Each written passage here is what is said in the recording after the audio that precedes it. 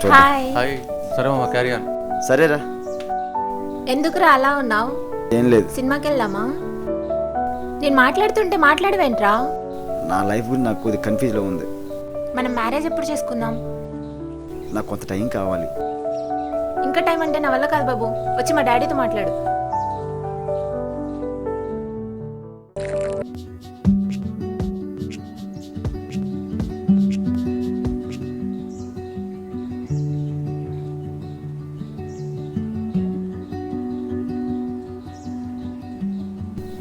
ఏంట్రా ఏదో చెప్పాలని ఇక్కడికి తీసుకొచ్చావు?